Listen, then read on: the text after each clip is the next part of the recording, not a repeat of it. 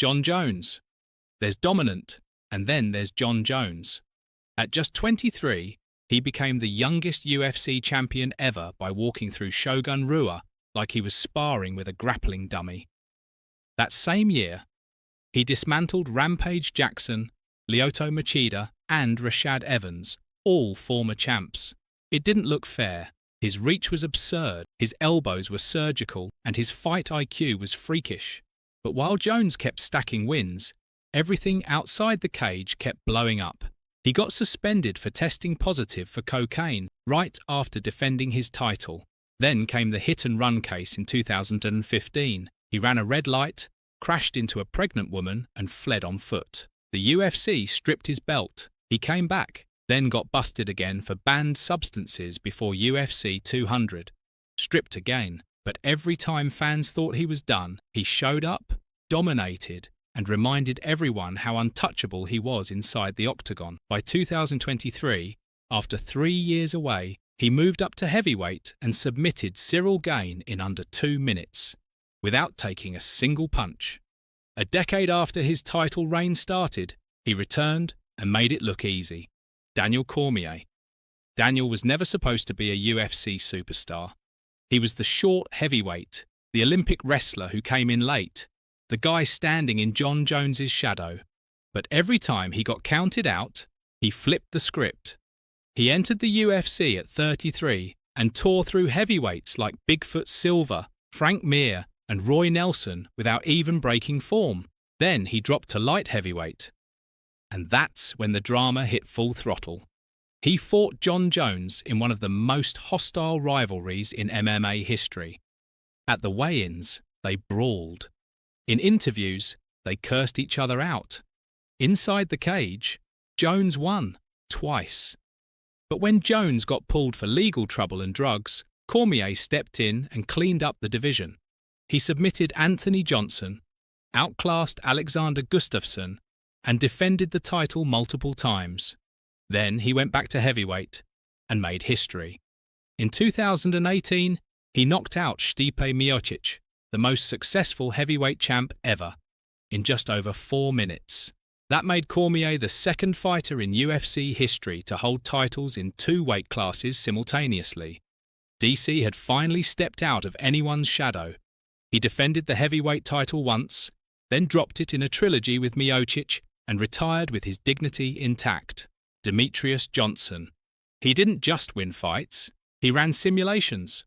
Opponents would blink and find themselves trapped in puzzles they couldn't solve. He became the first UFC flyweight champion in 2012 and held on to that belt for 6 straight years, 11 title defenses, most in UFC history. He turned technique into dominance and made elite fighters look like amateurs. He outpaced Joseph Benavidez, neutralized John Dodson, and submitted Kyoji Horiguchi with a record-setting armbar at 4:59 of the 5th round, 1 second left. But the moment that broke MMA Twitter, that suplex into armbar finish against Ray Borg, no one had ever done that. No one's done it since. That wasn't flash. That was instinct and control dialed up to 100. But while Johnson was stacking wins, the UFC wasn't stacking promos. No trash talk, no meltdowns, no scandals, just flawless performances. He wasn't what Dana White could sell. So when the chance came, the UFC pulled a move that made MMA history. They traded him. Literally. DJ went to 1 championship in exchange for Ben Askren. And the result? Johnson kept winning. Took on Muay Thai world champs, adapted instantly, and won the 1 flyweight Grand Prix. Years later, he added the 1 championship belt to his collection. Even after leaving the UFC, he stayed elite, quietly, ruthlessly, relentlessly. Henry Cejudo. Before Henry ever stepped into a UFC cage, he had Olympic gold around his neck. At just 21, he won it in freestyle wrestling. Youngest American to ever do it. When he came to the UFC, people expected takedowns. What they got was a tactical mastermind who kept leveling up until nobody could keep up. His first title shot didn't go well. Demetrious Johnson wiped him out in 2 rounds, but Cejudo bounced back, won 4 straight, and then shocked everyone by beating DJ in a razor-close rematch. Split decision. Controversy surrounded the decision, but it handed him the flyweight belt and launched him into the spotlight. He didn't blink. His next fight was a statement. He stopped TJ Dillashaw in just 32 seconds, then moved up in weight, knocked out Marlon Moraes, and grabbed the vacant bantamweight title. That made him a double champ, one of only a handful in UFC history. That's when the Triple C persona was born. Cringe outfits, awkward trash talk, and press conferences that felt like sitcom auditions. People laughed, but he kept winning. Then, out of nowhere, he retired. In 2020, on top of the world, Cejudo just walked away from the sport. 3 years later, he came back to fight Aljamain Sterling and lost a split decision, but the guy had been out for 1,088 days, and he still made it close. He wasn't built on hype, he just collected titles, medals, and receipts. Chuck Liddell. For Chuck, he wasn't just a fighter. He was the UFC during its explosion into the mainstream. With a mohawk, a scowl, and fists that ended nights early, he became the first true pay-per-view star the promotion ever had. From 2004 to 2006, Liddell ruled the light heavyweight division with 5 straight knockouts. Randy Couture, Tito Ortiz, Jeremy Horn, all folded under the same pressure. The walk, the stare, the overhand right. Fans knew the pattern and nobody could stop it. But Chuck wasn't just knocking people out. He was anchoring the Ultimate Fighter, turning casual viewers into diehards and putting the UFC on late-night talk shows. He wasn't flashy on the mic. He didn't need to be. He showed up, traded punches, and walked away with the belt. Then the chin gave out. Rampage Jackson ended the reign with one brutal counter. Rashad Evans flatlined him with a one-punch KO that turned into a meme. Over his last 6 fights, Chuck got knocked out 5 times. Dana White begged him to retire. By 2010, he finally did. Years later, at 48, Chuck came back for one more against Tito Ortiz and got knocked out again in one of the saddest MMA comebacks ever televised. But none of that erased what came before. For an entire generation, Chuck Liddell was violence in motion, and the first face you saw when you said UFC. Randy Couture. He was already 34 when he made his UFC debut, and that was just the start of a career that broke every rule about aging in MMA. By the time most fighters are retired or falling apart, Couture was still collecting belts. He won the heavyweight title in only his 4th pro fight, then dropped to light heavyweight and won that belt too. And then he kept doing it. Randy became the first 3-time heavyweight champ in UFC history. He beat Vitor Belfort. He beat Chuck Liddell. He beat Tim Sylvia after a year off, at 43 years old. That entrance walk alone, striding toward the octagon with the crowd on its feet, was a movie scene. What made Couture dangerous wasn't power or flash. It was control. Dirty boxing, clinch pressure, grind you down pace. He made fights ugly and won on his terms. Even when he lost, he took legends deep into the fight. Nogueira, Lesnar, Liddell again. And outside the cage, Couture fought too, in court. He briefly left the UFC in a contract dispute, started his own fight league, then came back to headline more cards. By the time he retired at 47, he'd set records for most championship fights and most wins in UFC title bouts. He walked away after a front kick KO from Lyoto Machida, but with his legacy intact. Dominick Cruz. While most fighters moved forward or back, Cruz zigzagged, stutter-stepped, circled out, and reappeared behind you. His footwork didn't make sense, and that's exactly why it worked. He became WEC bantamweight champ in 2010 and brought the belt with him when the UFC absorbed the division. From there, he ran the table. He beat Uriah Faber, the man who handed him his only career loss. Then he shut down Demetrious Johnson with takedowns and lateral movement. It looked easy, and then he vanished. Torn ACL, then a second one, then a torn groin. Over the next 4 years, Cruz fought just once. Most careers would have ended right there. His didn't. In 2016, after 1,117 days away, Cruz came back and won the UFC bantamweight title again. Split decision over TJ Dillashaw. People called it the greatest comeback in UFC history. And he followed it up by beating Faber for a second time, this time with pure control. But the injuries kept returning. He lost the belt to Cody Garbrandt in 2016, then didn't fight again for nearly 4 years. He returned in 2020 and fought Henry Cejudo for the title. Lost again. TKO. Still, Cruz never really left. He stepped straight into the commentary booth, broke down fights with surgical precision, then jumped back in the octagon like nothing changed. He didn't need a second wind. He just kept restarting the engine. Tyron Woodley. He rose through people's guards. When he knocked out Robbie Lawler in 2016 to win the welterweight title, it took him 2 minutes and 12 seconds. Just like that, a new king was in place. And for a while, Woodley made sure nobody got close to the crown. He defended his title 4 times, against top contenders like Stephen Wonderboy Thompson, Demian Maia, and Darren Till. He fought calculated, sometimes too calculated. Fans booed him in victories. Dana White publicly criticised him, but Woodley just kept winning. He neutralised flashy strikers, shut down jiu-jitsu artists, and rarely took damage. When he choked out Till in 2018, it looked like he was on track to hold the belt for years. Then it all collapsed. In 2019, Kamaru Usman walked him down and made him look stuck in mud. 25 minutes of pressure, title gone. The next 3 fights, all losses. He barely won a round.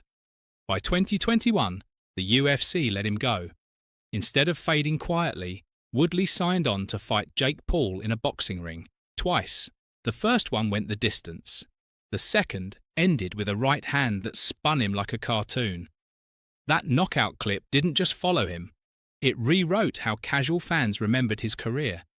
He was one of the best welterweights of his era.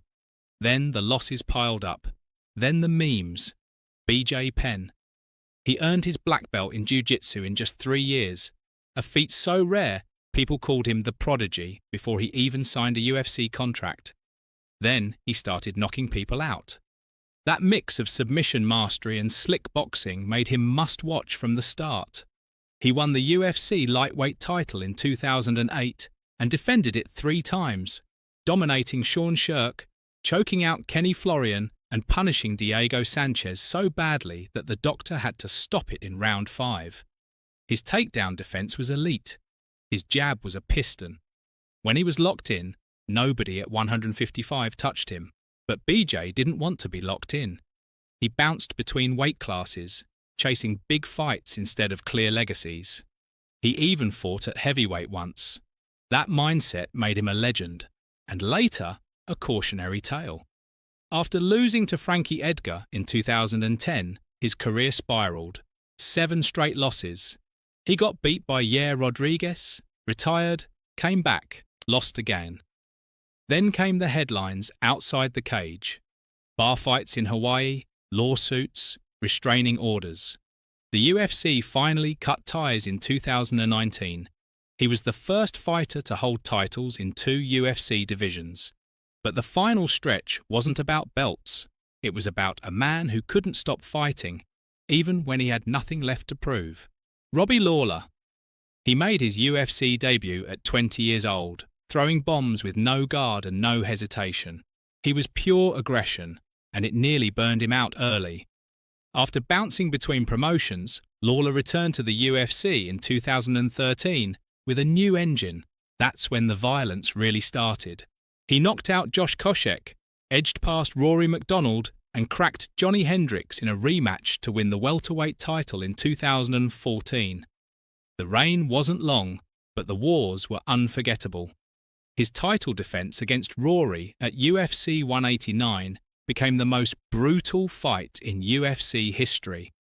Blood pouring, lips split, both men refusing to fall. Lawler stared across the cage after round 4 like he'd just come back from the dead. 1 round later, McDonald folded. Then came the collapse. In 2016, Woodley KO'd him in the first round to take the belt. From there, Lawler faded into the background. He lost to Covington, Dos Anjos, Magny and Barberena.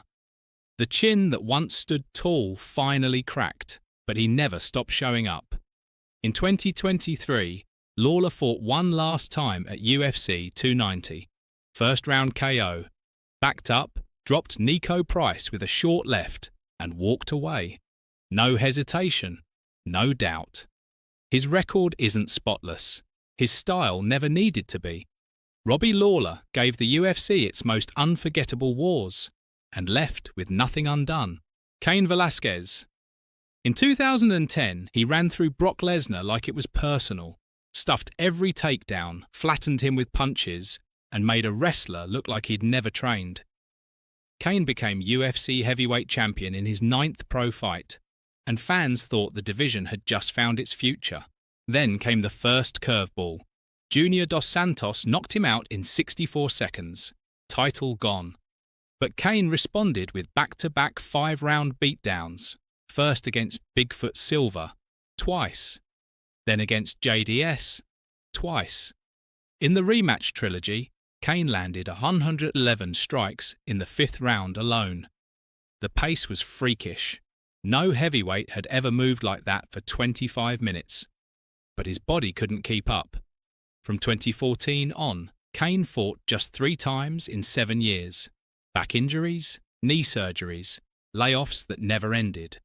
When he returned in 2019 against Francis Ngannou, the fight lasted 26 seconds. His knee gave out as the punches flew. It was over before it even started. Then things got darker. In 2022, Kane was arrested for attempted murder after allegedly chasing down and shooting at a man accused of molesting his child.